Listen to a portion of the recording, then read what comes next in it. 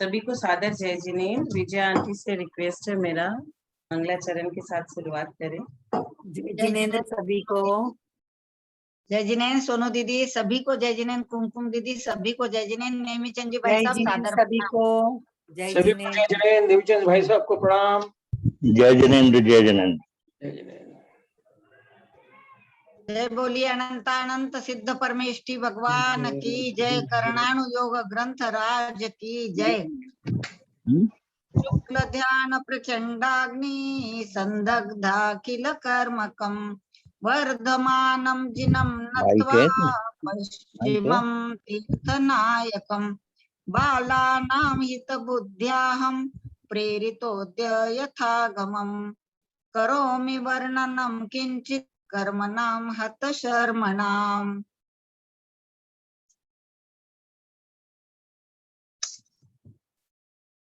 कल हम लोग कहाँ तक कर रहे थे? 58 और नीचे का वो नोट पढ़ना था, पूरा नीचे दिया है ना वो हाँ, सब पढ़ना था। हाँ जी जी 58 तक पढ़ लिए थे ना। हाँ हाँ और कल नपुंसक वेद किसे कहते हैं यहाँ पे हमने खत्म किया था। जी। यहाँ पे कुछ फुट नोट में लिखा है कि सर्वार्थ सिद्धि में कहा है कि नपुंसक वेदोदय, अर्थात नपुंसक वेद के उदय से जो दोनों शक्तियां स्त्री रूप और पुरुष रूप से रहित है वह नपुंसक है। जीव कांड में द्रव्य नपुंसक के लिए कहा है कि नपुंसक वेद के उदय से तथा निर्वाण नाम कर्म के उदय से युक्त अंगोपांग नाम कर्म के उदय से दोनों लिंग से भिन्न शरीर वाला द्रव्य नपुंसक होता है। वही भाव नपुंसक के लिए लिखा है कि दाढ़ी मूछ और स्तन आदि स्त्री और पुरुषों के द्रव्य लिंगों से रहित ईंट पकाने के पजावे की आग के समान तीव्र काम वेदना से पीड़ित तथा कलुषित चित्त वाले उस जीव को परमागम में नपुंसक कहा गया है। उस जीव के स्त्री और पुरुष की अभिलाषा रूप तीव्र काम वेदना लक्षण वाला भाव नपुंसक वेद होता है। और नपुंसक प्रकृति का बंध किसे बनता है? जो इधर उधर पर स्त्री और पर पुरुष के बारे में उल्टा पुल्टा सोचते रहते हैं, उनको नपुंसक प्रकृति के बंध हो जाते हैं। आयु कर्म किसे कहते हैं? जो आत्मा के अवगाहन गुण को प्रकट न होने दे उसे आयु कर्म कहते हैं। अथवा जिस कर्म के उदय से यह जीव निश्चित समय तक नरक, तिर्यंच, मनुष्य और देव के शरीर में रुका रहे उसे आयु कर्म कहते हैं। आयु कर्म हमें उस पर्याय में रोक के रखता है, बांध के रखता है कि हमारी आयु कितनी है, उतना जीवन हम नहीं जिए। केवली भगवान की भी आयु अगर बची है तो उन्हें भी आयु पूर्ण करनी पड़ती है। क्या विजया आंटी केवली के विषय में? बराबर है दीदी। उनकी आयु जब तक की लिखी है तब तक की वो रहेंगे ही रहेंगे, फिर ही उनको निर्वाण होगा। निर्वाण कब होगा? जब उनकी आयु पूरी कंप्लीट हो जाएगी। जैसे महावीर भगवान को निर्वाण अमावस्या के दिन, तब तक उनकी कितने साल तक देशना चलती रही। 30 साल में तो महावीर भगवान ने को वैराग्य हो गया था, घर छोड़ के चले गए थे, शादी किया नहीं था उन्होंने, बाल ब्रह्मचारी थे। 40 साल की अवस्था में हो गया था ना उनको केवल ज्ञान, भगवान महावीर को 30-32 साल तक उनकी देशना 32 साल तक तो चला। हाँ 30-32 साल तक चली। 30 साल में वैराग्य हुआ, 40 साल में उनको केवल ज्ञान हुआ और 72 साल तक उनका चलता है। 72 साल की उम्र जब पूरी हुई तो आयु कर्म के लिए ऐसा ही कहा गया है कि कोई सी भी गति हो, नरक, तिर्यंच, मनुष्य, देव के शरीर में रुका रहे उसे आयु कर्म कहते हैं। दीदी आयु कर्म के बारे में, दीदी आयु कर्म के बारे में जैसे केवली भगवान को भी आयु पूर्ण करना पड़ती है ना, वैसे ही जो औपपादिक चरमोत्तम देह वाले हैं और असंख्यात वर्षों की आयु, उन्हें भी अकाल मरण नहीं होता, उन्हें भी आयु पूर्ण ही करना पड़ती है। हाँ ये भी पढ़ा था कि ये सारे जो है इनको भी आयु पूर्ण करनी पड़ती है, इनका अकाल मरण नहीं। सूत्र है ना दीदी, औपपादिक चरमोत्तम देया संख्य वर्षायुषो न पवर्त्यायुषः। इनको यानी इनको मरण बीच में आता ही नहीं, अकाल मरण होता ही नहीं, इनको आयु पूर्ण ही करना पड़ती है। बहुत बढ़िया। आयु कर्म के कितने भेद? आयु कर्म के 4 भेद। नरक आयु, नरक आयु, तिर्यगायु, मनुष्यायु, देवायु। इनका अर्थ नाम से स्पष्ट है, ये सब जानते हैं। जैसे 4 गति, नरक गति, तिर्यंज गति, मनुष्य गति, देव गति। नाम कर्म किसे कहते हैं? अब एक एक को लेकर के इसका एक्सप्लेनेशन किया गया है। जो आत्मा की सूक्ष्मत्व गुण को प्रकट न होने दे अथवा जिसके उदय से गति, जाति तथा शरीर आदि की रचना होती है, उसे नाम कर्म कहते हैं। अब नाम कर्म के कितने भेद? पिंड प्रकृतियों की अपेक्षा 42 और सामान्य की अपेक्षा से 93 भेद होते हैं। पिंड प्रकृतियों की अपेक्षा 42 माने 42 और सामान्य की अपेक्षा से 93 मतलब 93 भेद होते हैं। अब बोलेंगे कि दोनों प्रकृति क्या होती है? पिंड प्रकृति किसे बोलते हैं? तो जिनके एक से अधिक भेद होते हैं उन्हें पिंड प्रकृति कहते हैं। जैसे गति, जाति, बहुत सारी जातियां पाई जाती है, एक से अधिक भेद है, एक ही जाति नहीं होती, एक ही गति नहीं होती, गति 4 होती है, मनुष्य गति, तिर्यंच गति, देव गति, नरक गति। तो पिंड प्रकृति किसे कहते हैं? जिनके एक से अधिक भेद होते हैं उन्हें पिंड प्रकृति कहते हैं। अब पूछा गया गति नाम कर्म किसे कहते हैं? तो जिस कर्म के उदय से जीव की नरक गति, नरक, तिर्यंच, मनुष्य और देव रूप अवस्था हो, उसे गति नाम कर्म कहते हैं। इसके नरक गति आदि 4 भेद हैं। गति नाम कर्म किसे कहते हैं? तो जिस कर्म के उदय से जीव की नरक गति, नरक या तिर्यंच या मनुष्य या देव रूप अवस्था हो। बोलते ना, ये किस गति में जाएगा, ये देव गति में जाएगा, ये नरक गति में जाएगा, ये मनुष्य गति में जाएगा। तो जिस कर्म के उदय से जीव की नरक, तिर्यंच, मनुष्य और देव रूप अवस्था हो जाती है, उसे गति नाम कर्म कहते हैं। इसके नरक गति आदि 4 भेद हैं। तो गति सबको मालूम है हमें, गति नाम कर्म क्या है। जाति नाम कर्म क्या है? जिसके उदय से इस जीव का 1 इंद्रिय, 2 इंद्रिय, 3 इंद्रिय, 4 इंद्रिय, 5 इंद्रिय में जन्म हो, उसे जाति नाम कर्म कहते हैं। इसके 1 इंद्रिय आदि 5 भेद है। कौन कौन से 5 भेद? 1 इंद्रिय, 2 इंद्रिय, 3 इंद्रिय, चतुरिंद्रिय और पंचेंद्रिय, ऐसे करके 5 भेद है। इसमें कहा 6 डाला में बोलते हैं ना, आंटी लट पीपल अली आदि शरीर धर धर मरियो सही बहु पीर। 1 इंद्रिय कौन सा है? 2 इंद्रिय, 3 इंद्रिय, 4 इंद्रिय, पूरा उसमें बता दिया। लट 2 इंद्रिय है, चीटी वगैरह 3 इंद्रिय, भौरा 4 इंद्रिय। शरीर नाम कर्म किसे कहते हैं? जिसके उदय से औदारिक, वैक्रिक, आहारक, तेजस और कार्मण, इन 5 शरीर की रचना होती है। कौन कौन सी रचना? औदारिक, वैक्रिक, औदारिक मनुष्य को होता है, मुनि महाराज के लिए हम लोग बोलते हैं परम औदारिक शरीर। वैक्रिक देवों और नारकियों को होता है, विक्रिया से कहीं पे भी कुछ भी करके कहीं पे भी पहुंच जाते हैं देव लोग। तो शरीर नामकरण किसे कहते हैं? जिसके उदय से औदारिक, वैक्रिक, आहारक, तेजस और कार्मण, इन 5 शरीरों की रचना होती है, उसे शरीर नामकरण कहते हैं। इसमें इसके औदारिक शरीर नामकरण आदि 5 भेद हैं। अंगोपांग नामकरण किसे कहते हैं? जिसके उदय से 2 हाथ, 2 पैर, नितंब, पीठ, छाती और सिर, इन 8 अंगों की, मतलब मेन अंग किसको बोला? हाथ, पांव, पीठ, छाती, सिर, ये सब, इन 8 अंगों की तथा अंगुली, कान, नाक आदि उपांगों। अंग और उपांग, अंगोपांग जो बोलते हैं, तो अंग ये सारे हो गए और उपांग कौन कौन से हो गए? हमारी अंगुली, कान, नाक आदि उपांगों की रचना हो, उसे अंगोपांग नामकरण कहते हैं।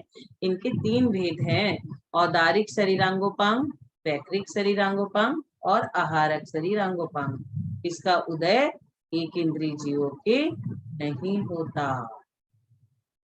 1 इंद्रिय जीवों में ये सब नहीं पाया जाता। उनके पैर होते हैं क्या? उनके हाथ होते हैं क्या?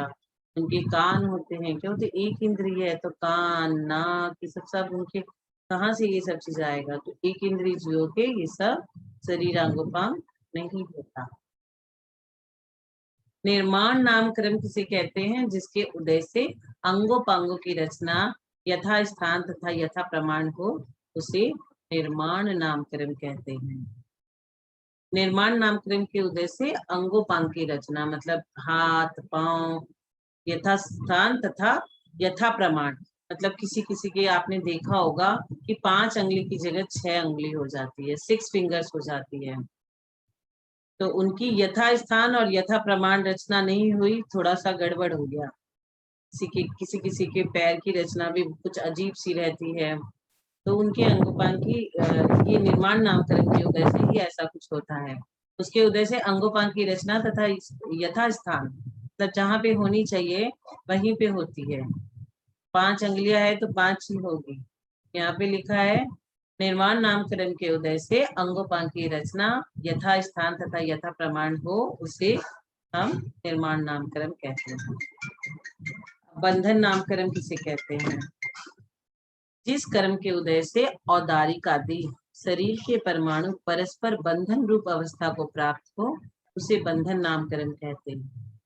क्या बोला गया है? जिस कर्म के उदय से औदारिक आदि शरीर के परमाणु परस्पर बंधन रूप अवस्था को प्राप्त हो, उसे बंधन नामकरण कहते हैं। इसके औदारिक शरीर बंधन आदि 5 भेद हैं। संघात नामकरण किसे कहते हैं? जिसके उदय से औदारिक आदि शरीरों के परमाणु परस्पर छिद्र रहित होके मिले, उसे संघात नामकरण कहते हैं। छिद्र रहित, छेद बिना, इसके औदारिक शरीर संघात आदि 5 भेद है। संस्थान नामकरण किसे कहते हैं? जिसके उदय से शरीर की आकृति बनती है, उसे संस्थान नामकरण कहते हैं। इसके 6 भेद होते हैं।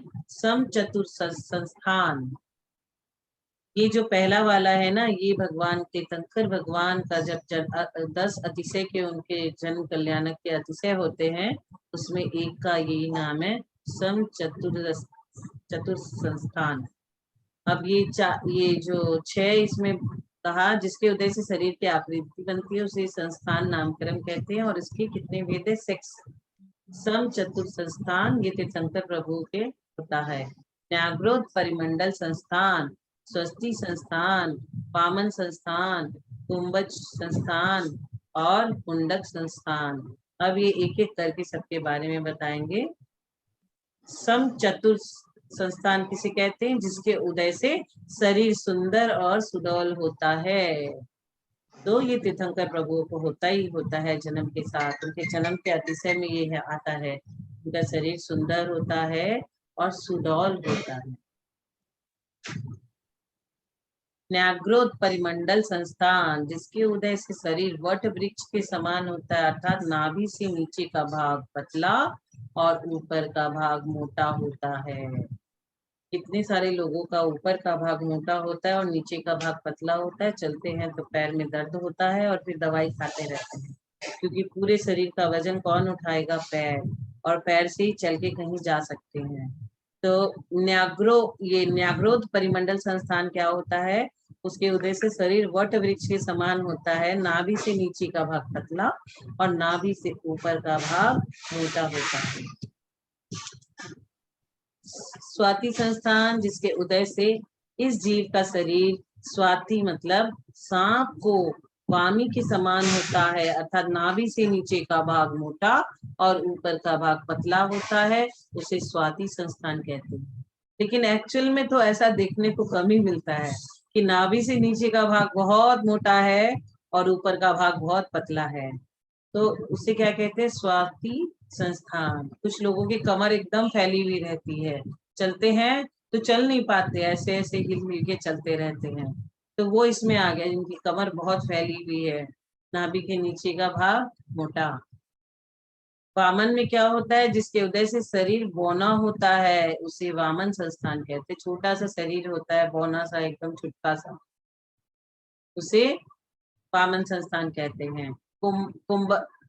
कुब्बजक संस्थान किसे कहते हैं? जिसके उदय से जीव का शरीर कुबड़ा होता है, कई लोग कुबड़े होते हैं, ऐसे कुबड़े की तरह चलते रहते हैं, उसे कुब्बज संस्थान कहते हैं।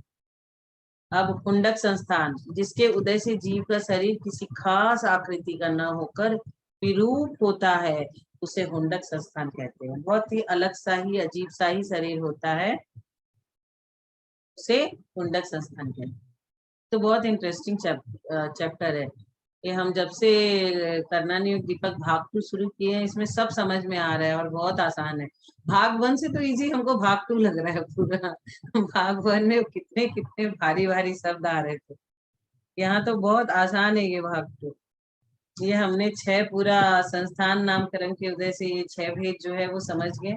सबसे बढ़िया सबसे सुंदर तो सम चतुर्थ संस्थान हुआ जो तीर्थंकरों को होता है, और बाकी सब में कुछ ना कुछ डिफेक्ट है। नीचे से मोटा, ऊपर से मोटा, कोना, कुबड़ा, यही सब है इसमें। और सहनन कितने होते हैं? जिसके उदय से शरीर के अंदर सहनन मतलब हड्डियों की रचना होती है, उसे सहनन नामकरण कहते हैं। और इसकी 6 भेद हैं। ब्रज, वृषभ, नाराज, सहनन, द बेस्ट। ये सहनन तीर्थंकर भी बनाता है और 7वें नरक में भी पहुंचाता है, दोनों ही जगह पहुंचा देता है। अगर जैसे धर्म किए, दीक्षा लिए, मुनि बने, तो मोक्ष को भी ये पहुंचा देगा, और अगर ऐसे कुछ उल्टा किए तो 7वें नरक में जाके पटक देगा। ब्रज, नाराज, सहनन और नाराज सहनन, पहले के 3 सहनन पंचम काल में नहीं पाए जाते। अब आइए आगे के 3 सहनन, अर्ध नाराज सहनन, कीलक सहनन और असंप्राप्ता सुपाटिका सहनन। 99% लोगों को पंचम काल में 6ठा सहनन होता है, 5वां और 4था भी कम ही पाया जाता है। एक व्यक्ति ने कहा, मैं अपनी हड्डी थोड़ी सी निकाल के टेस्ट करवाता हूँ कौन से सहनन की बनी है, तो बोले ये टेस्ट ऐसे नहीं होता। ब्रज, वृषभ, नाराज सहनन नामकरण से कहते हैं जिसके उदय से ब्रज के हाड़, ब्रज के वेस्टर्न और ब्रज के किले हो, उसे ब्रज, वृषभ, नाराज सहनन कहते हैं। ब्रज की किले हैं, ब्रज की हाड़ है और ब्रज की वेस्टर्न है, तो उसे हम ब्रज, वृषभ, नाराज सहनन कहते हैं। द बेस्ट सहनन है। ब्रज नाराज सहनन नामकरण किसे कहते हैं? जिसके उदय से ब्रज के हाड़ तथा ब्रज के किले तो हो परंतु वेस्टर्न ब्रज के न हो, उसे ब्रज नाराज सहनन कहते हैं। ब्रज, वृषभ, नाराज सहनन में से ध्यान दीजिएगा, ब्रज नाराज बचा, बीच का वृषभ हट गया, और अब आ गया नाराज सहनन। ब्रज नाराज सहनन, जिसके उदय से ब्रज के हाड़ तथा ब्रज के किले हो परंतु वेस्टर्न ब्रज के न हो, उसे ब्रज नाराज सहनन नामकरण कहते हैं। क्या क्या होता है उसमें? ब्रज के हाड़ रहेंगे, ब्रज की किले रहेंगी, लेकिन वेस्टर्न ब्रज के नहीं रहेंगे, उसे ब्रज नाराज सहनन कहते हैं। पहले के 3 सहनन पंचम काल में नहीं पाए जाते। सहनन के ही कारण तपस्या इतनी ज्यादा पंचम काल में लोग नहीं कर पाते, क्योंकि हीन सहनन है। नाराज सहनन नामकरण किसे कहते हैं? जिसके उदय से शरीर के हाड़ साधारण वेस्टर्न और कीलों से सहित होते हैं, उसे नाराज सहनन कहते हैं। अर्ध नाराज सहनन नामकरण किसे कहते हैं? जिसके उदय से हाड़ों की संधिया अर्ध कीलित हो, उसे अर्ध नाराज सहनन कहते हैं। कीलक सहनन किसे कहते हैं? कीलक सहनन नामकरण किसे कहते हैं? जिसके उदय से हाड़ों की संधियां साधारण कीलों से युक्त हो, उसे कीलक सहनन नामकरण कहते हैं। असंप्राप्ता सुपाटिका सहनन नामकरण किसे कहते हैं? जो हम सभी का है, जिसके उदय से हाड़ परस्पर नसों से बंधे हो, कीलित न हो, असंप्राप्ता सुपाटिका सहनन। अब हम दुख करेंगे कि हमें असंप्राप्ता सुपाटिका सहनन मिला है, हम इस सहनन से क्या करेंगे, इन सहनन से क्या करें? तो हमें भी ब्रज, वृषभ, नाराज सहनन पहले मिल चुका, हम उसे खो चुके। अब ये 6 सहनन अच्छे से समझ में आ गया। अब आगे मैं रिक्वेस्ट करूंगी विजय आंटी से, ये 84 से आप पढ़ाएं।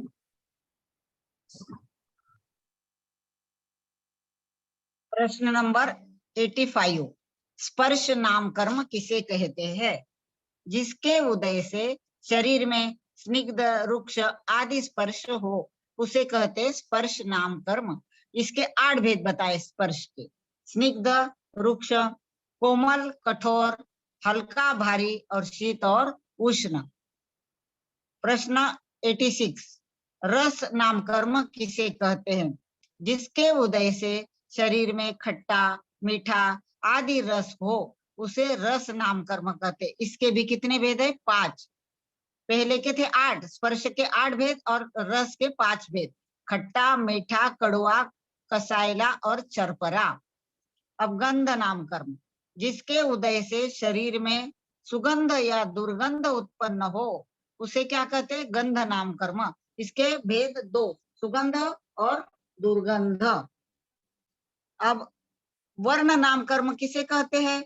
तो जिसके उदय से शरीर में काला, पीला आदि वर्ण उत्पन्न हो उसे वर्ण नाम कर्म कहते हैं। इसके 5 भेद, काला, पीला, नीला, लाल और सफेद। अनुपूर्व्य नाम कर्म किसे कहते हैं? जिसके उदय से विग्रह गति में आत्म प्रदेशों का आकार पिछले, यानी अपन ने अभी मरण किया है, जिस गति से मरण किया है, जिस शरीर से मरण किया है, पिछले छोड़े हुए शरीर के आकार का हो। जैसे अभी अपन मनुष्य गति से तिर्यंच में जा रहे हैं या देवों में जा रहे हैं, तो हमारे शरीर का आकार कैसा रहेगा? मनुष्य का रहेगा। जिस गति से हम शरीर छोड़ रहे हैं उसी आकार में। इसके क्या कितने भेद है? 4 भेद।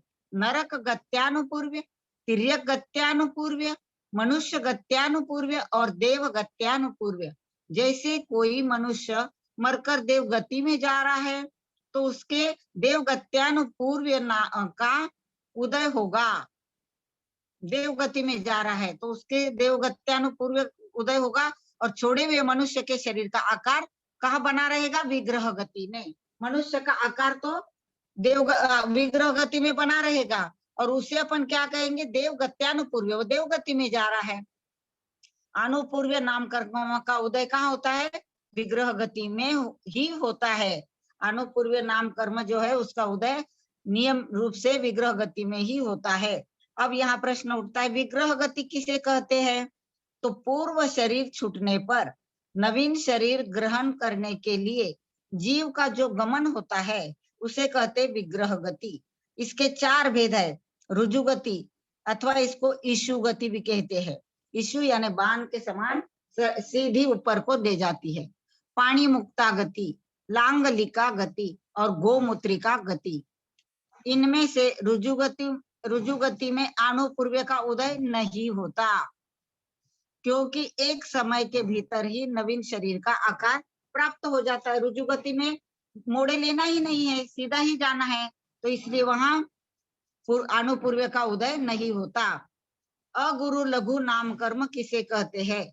जिस कर्म के उदय से ऐसा शरीर प्राप्त हो जो लोहे के गोला के समान भारी और अर्क के तूल के समान हल्का न हो उसे कहते अगुरु लघु नाम कर्म। यानी शरीर जो प्राप्त हुआ है वो कैसा हो? लोहे के गोले के समान भारी और अर्क के तूल के समान हल्का भी न हो, उसे कहते अगुरु लघु नाम कर्म का उदय। अब उपघात नाम कर्म किसे कहते हैं? जिसके उदय से अपना ही घात करने वाले अंगोपांग हो उसे क्या कहते? उपघात नाम कर्म। जैसे अपने ही नाखून से अपने को चोट हो जाती है, या जो प्राणी होते हैं उनको अपने ही सींग से अपने को ही चोट हो जाती, इस प्रकार। 93, परघात नाम कर्म किसे कहते? जिसके उदय से दूसरों का घात करने वाले अंगोपांग हो उसे कहते परघात नाम कर्म। आतप नाम कर्म किसे कहते हैं? जिसके उदय से ऐसा भास्वर शरीर प्राप्त हो जिसका मूल ठंडा और प्रभा मात्र उष्ण हो। इसका उदय सूर्य के विमान में रहने वाले बादर पृथ्वीकायिक जीवों के होता है। जिसके उदय से ऐसा भास्वर है क्या? कोई जिसके पास किताब है वो देख के बताए, भास्वर शरीर से प्राप्त हो, ऐसा है क्या? मेरा कहीं गलत तो नहीं छपा?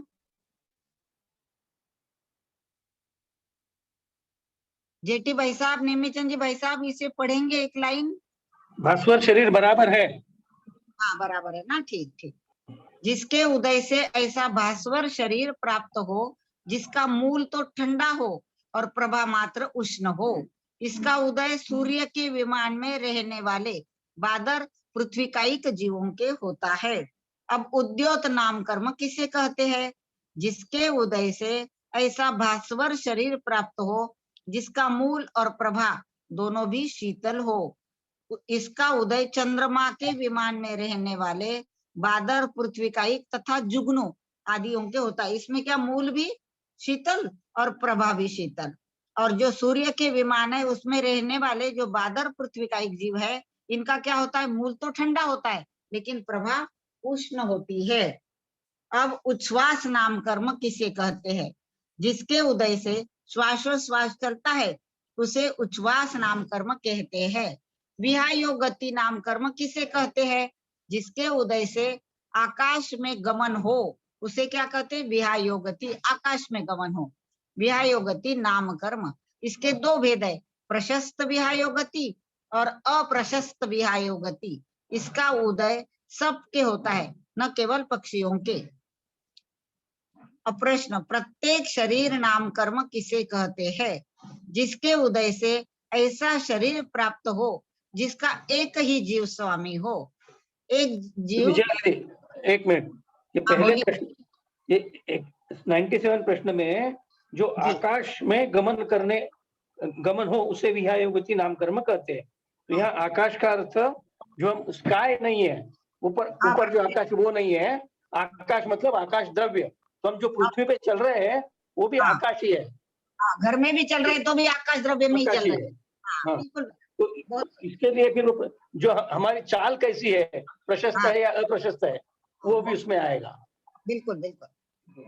इसमें अप्रशस्त विहायो गति में ना भाई साहब ऊंट का उदाहरण देते हैं। ऊंट का उदाहरण दिया जाता है। प्रत्येक शरीर किसे कहेंगे? तो जिसके उदय से ऐसा शरीर प्राप्त हो जिसका एक जीव ही स्वामी, यानी एक शरीर का एक जीव स्वामी, उसे कहते हैं प्रत्येक शरीर। और साधारण शरीर नाम कर्म किसे कहते हैं? तो जिसके उदय से ऐसा शरीर प्राप्त हो जिसके अनेक जीव स्वामी हो, यानी शरीर एक और उसके स्वामी अनेक जीव। इसका उदय कहाँ होता है? वनस्पति कायिक जीव के ही होता है। अपन वनस्पति कायिक में ही ऐसे पाएंगे साधारण, क्योंकि है ना इसके भेद ही दो है ना, साधारण वनस्पति और प्रत्येक वनस्पति। वनस्पति काय के दो भेद है ना, साधारण वनस्पति और प्रत्येक वनस्पति। अब प्रश्न है 100 नंबर, त्रस नाम कर्म किसे कहते हैं? जिसके उदय से द्विंद्रिय आदि जाति में जन्म हो उसे त्रस कहते हैं। क्योंकि एक इंद्रिय वाले 5 तो स्थावर है, उसके बाद त्रस चालू होता 2 इंद्रिय से, तो 2 इंद्रिय, 3 इंद्रिय, 4 इंद्रिय और 5 इंद्रिय जीवों को त्रस संज्ञा है। स्थावर नाम कर्म किसे कहते हैं? जिसके उदय से एकेंद्रिय जीवों में जन्म हो उसे क्या कहते हैं? स्थावर नाम कर्म। इसके भेद है 5, पृथ्वी कायिक, जल कायिक, अग्नि कायिक, वनस्पति वायु कायिक और वनस्पति कायिक। अब सुभग नाम कर्म किसे कहते हैं? जिसके उदय से दूसरों को प्रिय लगने वाला शरीर प्राप्त हो उसे सुभग नाम कर्म कहते हैं। जिसको तो बोलते देखो कितना अच्छा शरीर है, सुडौल शरीर है, उसे कहते हैं सुभग नाम कर्म। ऐसा सुडौल और सुंदर शरीर सुभग नाम कर्म से प्राप्त होता है। आप पढ़िए भाई साहब 103 से। 103 जी।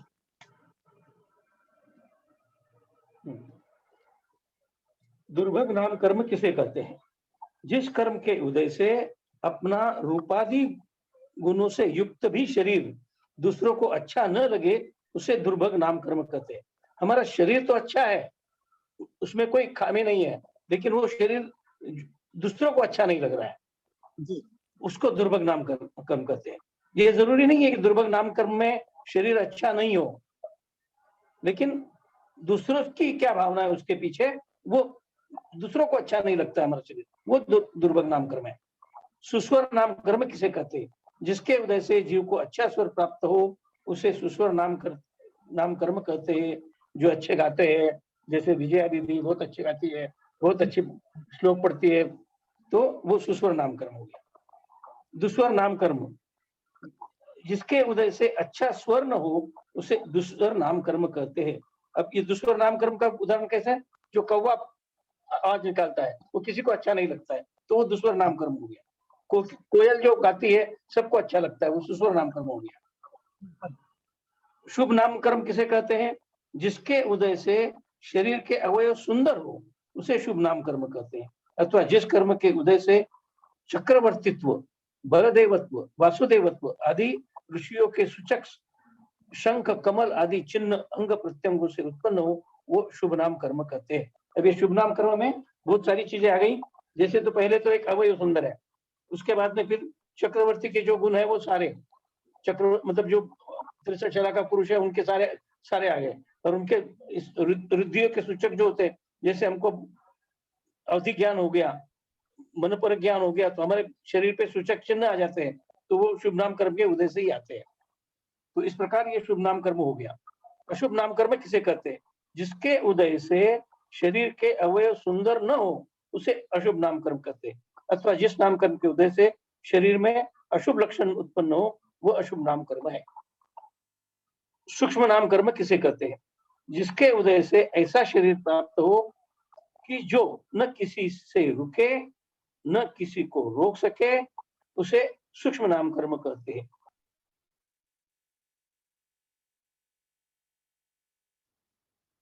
इंद्रिय में भेद है बादर और सूक्ष्म, वैसा ही यानी सूक्ष्म नाम कर्म है तो किसी को रोकता नहीं, किसी के द्वारा रोका नहीं जाता, और बादर रोकता भी है और रोके भी जाता है, ये आया इसमें, आगे दिया ही है। सूक्ष्म और बादर को थोड़ा एक्सप्लेन करके समझे तो अच्छा रहेगा। बोलो दीदी मैं। हाँ, सूक्ष्म नाम कर्म और बादर नाम कर्म, एकेंद्रिय में दीदी क्या होता है, बादर और सूक्ष्म ये दो भेद एकेंद्रिय में होते हैं, है ना। तो बादर कैसा है, बादर शरीर वाला जो है ना वो दूसरों को भी रोकेगा और स्वयं भी रोका जाएगा दूसरे के द्वारा, है ना। और जिसका सूक्ष्म नाम कर्म का उदय है तो वो ना ही रोकेगा किसी को और ना स्वयं ही रोका जाएगा। जैसे कांच भी लगी है ना तो वहां से भी वो निकल जाएगा, दीवार भी लगी हो वहां से वो भी निकल जाएगा, सूक्ष्म नाम कर्म वाला, है ना। और बादर वाला रोका जाएगा, वो नहीं जा सकता और वो दूसरे को भी रोकेगा। ये दो ऐसा समझना इसको, है ना दीदी। देखो सूक्ष्म नाम कर्म किसे कहते हैं, तो जिसके उदय से ऐसा शरीर प्राप्त हो जो न किसी से रुके और ना ही किसी को रोक सके, उसे क्या कहते हैं, सूक्ष्म नाम कर्म। यह शरीर क्या है, एक इंद्रिय जीवों के ही होता है, बिल्कुल बराबर है अपनी बात, एक इंद्रिय के ही ये दो भेद है जी, सूक्ष्म और बादर, है ना।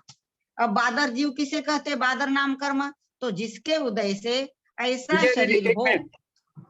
हाँ बोलिए आप। ये अभी आहारक शरीर जो है, आहारक शरीर या तेजस शरीर, ये जो उत्पन्न होता है मुनियों के, वो तो सूक्ष्म होता है ना। हाँ, लेकिन वो सूक्ष्म बादर और सूक्ष्म जो भेद है वो एकेंद्रीय की है, जो अपन अभी पढ़ रहे हैं उसके सूक्ष्मता अलग, वो तो एक हाथ का पुतला रहता है आहारक शरीर, वही बोल रहा हूँ मैं। लेकिन वो एक हाथ का पुतला रहता है लेकिन वो सूक्ष्म होता है, वो किसी को भी पार करके जा सकता है, अवयवादित्व गुण उसमें है। हाँ, तो लेकिन यहाँ जो सूक्ष्म और बादर पढ़ रहे हैं वो एकेंद्रीय के भेद है भाई साहब, एकेंद्रिय के भेद है, उन्होंने भी लिखा है। और है ये देखो, यह शरीर एकेंद्रिय जीवों के ही होता है, सूक्ष्म शरीर। वो तो लिखा है एकेंद्रिय शरीर के होता है, लेकिन तो फिर वहाँ जो सूक्ष्मता आई है आहारक शरीर में और तेजस शरीर में, वो सूक्ष्मता क्या नाम कर्म के वजह से नहीं है? नहीं, सुनिए उन्होंने क्या लिखा, आहारक शरीर सूक्ष्म ऐसा एक हाथ का है, वो एक हाथ लंबा होता है, सफेद। सूक्ष्मता आकार से नहीं आ रही है, सूक्ष्मता अव्यवस्थित्व से आ रही है। तो वो सूक्ष्म, जैसे हमने यहाँ नहीं लेना है, तो वो शरीर नाम आहारक नाम शरीर नाम कर्म के वजह से ही आता है ना। वो तो आहारक शरीर नाम कर्म के उदय से हुआ। हाँ, तो आहारक शरीर नाम कर्म के वजह से आ रहा है, तो वो सूक्ष्म नहीं है क्या? सूक्ष्म है, लेकिन आहारक शरीर नाम कर्म का वहाँ उदय, यहाँ एकेंद्रीय जाति का उदय है। अच्छा। इस सूक्ष्म बादर में आएगा, वो आहारक भी आएगा आगे। हाँ, आप पढ़िए अभी बादर नाम कर्म। बादर नाम कर्म किसे कहते? जिसके उदय से ऐसा शरीर हो जो किसी के रुके तथा किसी को रोके, उसे बादर नाम कर्म करते हैं, इसका उदय सब संसारी जीवों के होता है। अभी आप जो बोल रहे कि हम सिर्फ वनस्पति का एक बताए कि सूक्ष्म नाम कर्म और बादर नाम कर्म, यहाँ तो बादर कर्म नाम कर्म के नीचे लिख दिया है इन्होंने कि सारे संसारी जीवों को होता है, सिर्फ वनस्पति का होता है ऐसा नहीं है। औदारिक आदि जो शरीर है ना वो अपना बादर ही है। हाँ, तो वही बोल रहा हूँ ना, तो बादर शरीर, ये कह सकते हैं हम कि सूक्ष्म नाम कर्म का शरीर सिर्फ वनस्पति को प्राप्त होता है, बाकी सारे जितने भी है औदारिक शरीर वो सब बादर शरीर है। जी बराबर। पर्याप्ति नाम कर्म किसे कहते हैं? जिसके उदय से आहार, शरीर, इंद्रिय, श्वासोश्वास, भाषा और मन, इन 6 पर्याप्तियों की यथा योग्य पूर्णता हो, उसे पर्याप्ति नाम कर्म कहते हैं। जी वो जो लब्ध पर्याप्तक अपर्याप्तक पढ़ते हैं ना, उनमें मिसिंग रहता है ये सब चीज, उसमें सब कुछ नहीं रहता है। पर्याप्ति नाम कर्म में सब कुछ होता है। अब जो हम लोग पढ़ते हैं सूक्ष्म निगोदिया लब्ध अपर्याप्तक शरीर, उसमें ये सब नहीं पाए जाते। पर्याप्ति की परिभाषा बड़ी कठिन है, बहुत कठिन है। पर्याप्त से कहते हैं। अपर्याप्ति नाम कर्म किसे कहते हैं? जिसके उदय से एक भी पर्याप्ति पूर्ण न हो, अर्थात लब्ध पर्याप्तक अवस्था हो, उसे अपर्याप्ति नाम कर्म कहते हैं। इसका उदय सम्मूर्छन जन्म वाले मनुष्य और तिर्यंचों के ही होता है। मतलब इसका ये अर्थ हो गया कि अपर्याप्ति नाम कर्म सिर्फ पंचेंद्रियों का ही है। और सम्मूर्छन वाले, वही समूर्छन वाले, तो बाकी समूर्छन वाले जो जीव है, एक इंद्रिय से चतुर्थ इंद्रिय तक, तो इसमें समूर्छन तिर्यंच भी तो आ गए। तिर्यंच, जो तिर्यंच में सारे आ जाएंगे, बराबर। हाँ, उसमें सिर्फ पंचेंद्रिय कैसे, तिर्यंच उसमें में तो सारे आ जाएंगे। चीटी है, समूर्छन जन्म है उसका। हाँ, तो सारे आ जाएंगे उसमें, ठीक है। सारे तिर्यंच, मनुष्य, देव और नारकी, तीनों को छोड़ दिया ना तो बाकी सारे तिर्यंच है। हाँ। बराबर। स्थिर नाम कर्म किसे कहते हैं? समय हो गया है। हाँ हाँ, तो इतना इंटरेस्टिंग है। एक मिनट में ये पूरा नाम कर्म का सूत्र बोल दूं दीदी? हाँ, आराम से बोलिए ना, आप तो सूत्र बोलते हैं तो मजा आता है, बोलिए ना। 93 है ना, इसलिए बोल रही हूँ। गति, जाति, शरीरांगोपांग, निर्माण, बंधन, संघात, संस्थान, स्पर्श। एक मिनट थोड़ा सा देख लेती हूँ, गलती ना हो जाए। गति, जाति, शरीरांगोपांग, निर्माण, बंधन, संघात, संस्थान, संवर्णन, स्पर्श, रस, वर्णानुपूर्व, गुरु, लघुप, घात, पर घाता, तपोद्योतोच्छ्वास वासाय, हाँ, तपोद्योतोच्छ्वासाय विहायोगतया प्रत्येक शरीर त्रस सुभग शुभ सुस्वर शुभ सूक्ष्म पर्याप्ति स्थिरा दे यशः कीर्ति सेतराणी तीर्थ करत्वम च। ये है 93 नाम कर्म की प्रकृतियां। मेरे ख्याल से तत्वार्थ सूत्र में सबसे लंबा सूत्र यही है।